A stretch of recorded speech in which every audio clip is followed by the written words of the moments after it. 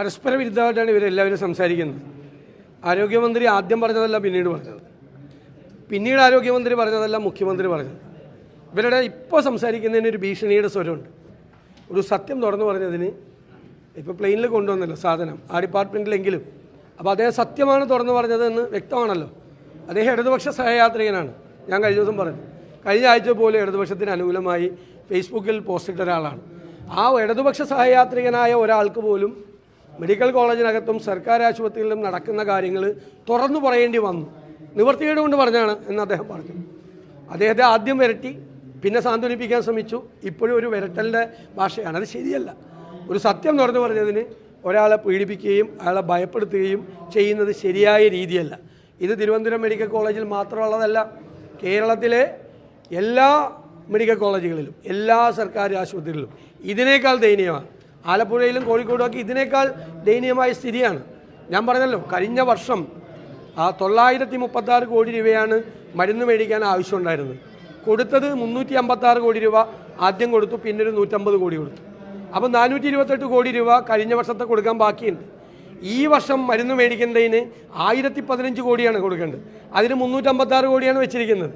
അപ്പോൾ കഴിഞ്ഞ വർഷവും ഈ വർഷവും തന്നെ മരുന്ന് വാങ്ങിക്കുന്നതിന് വേണ്ടിയിട്ട് 1100 കോടി രൂപ ഗവൺമെൻറ് കൊടുക്കാനുണ്ട്. പിന്നെ എങ്ങനെ മരുന്ന് സപ്ലൈ ചെയ്യണം? അപ്പം മരുന്ന് സപ്ലൈ ചെയ്യണ കമ്പനികളൊന്നും പ്രോപ്പറായി മരുന്ന് സപ്ലൈ ചെയ്യുന്നില്ല.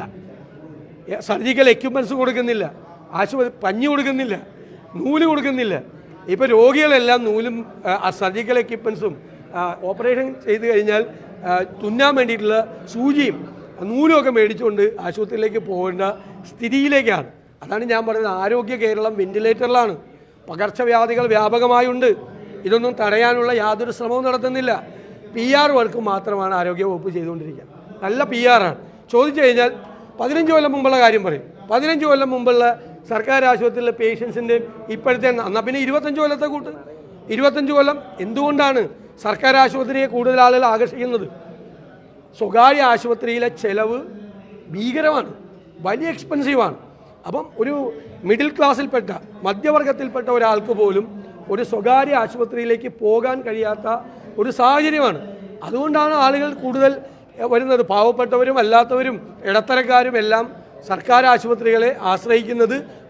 വലിയ പണച്ചെലവാണ് മറ്റ് സ്വകാര്യ ആശുപത്രികൾ. അതുകൊണ്ടാണ് ഇവിടെയുള്ള സൗകര്യങ്ങൾ വർദ്ധിപ്പിക്കണ്ടേ. ഞാൻ എപ്പോഴും ചോദിക്കാറുണ്ട്, ഗവൺമെൻറ്റിൻ്റെ മുൻഗണന എന്താണ്? ഇത് ഈ ആളുകൾക്ക് പാവങ്ങൾക്ക് മരുന്ന് മേടിച്ച് കൊടുക്കലല്ലേ? പുറത്തേക്ക് മരുന്ന് എഴുതി കൊടുത്ത് ആയിരക്കണക്കിന് രൂപയുടെ മരുന്ന് പുറത്തുനിന്ന് മേടിക്കാൻ പറ്റാത്ത പാവങ്ങൾ എന്ത് ചെയ്യും? പിന്നെ എന്തിനാ സർക്കാർ ആശുപത്രി മെഡിക്കൽ കോളേജൊക്കെ? അല്ലാതെ അത് പേടിപ്പിക്കരുത്.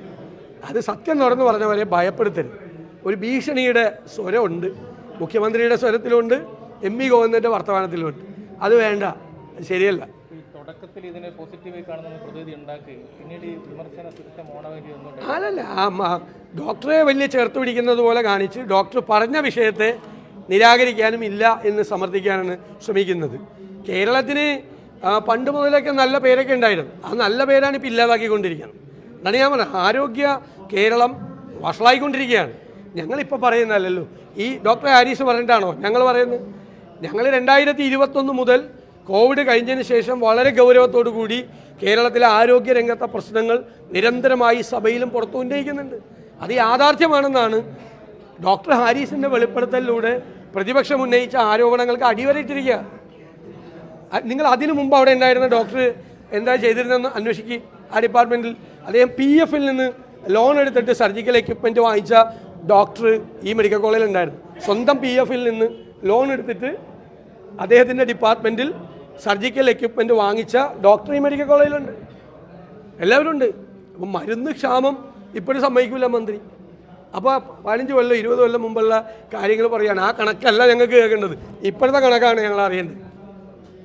പിന്നെ ഈ ഉമ്മൻചാണ്ടിയുടെ കാലത്തായിട്ട് കമ്പയർ ചെയ്യാൻ പോയ അന്ന് കാരുണ്യ പദ്ധതി ഉണ്ടായിരുന്നു, ആരോഗ്യ സുരക്ഷാ പദ്ധതി ഉണ്ടായിരുന്നു, കാരുണ്യ ബെനവലൻ്റ് പദ്ധതി ഉണ്ടായിരുന്നു, ഹൃദ്യം പദ്ധതി ഉണ്ടായിരുന്നു, JSSK ഉണ്ടായിരുന്നു. അതൊന്നും ഇപ്പം ഇല്ല. കാരുണ്യ കാർഡിൻ്റെ പൈസ ഗവൺമെൻറ് അല്ല കൊടുക്കുന്നത്, അത് HDCയിൽ നിന്നാണ് കൊടുക്കുന്നത്, ഹോസ്പിറ്റൽ ഡെവലപ്മെൻറ്റ് കമ്മിറ്റിയിൽ നിന്നാണ് കൊടുക്കുന്നത്. ആ ഹോസ്പിറ്റൽ ഡെവലപ്മെൻറ്റ് കമ്മിറ്റിയിൽ ഈ കാശ് കൊടുത്തില്ലായിരുന്നെങ്കിൽ ഏത് സാധനം മേടിക്കാനുള്ള പണം അവിടെ ഉണ്ടാകുമായിരുന്നു. ഏതൊക്കെ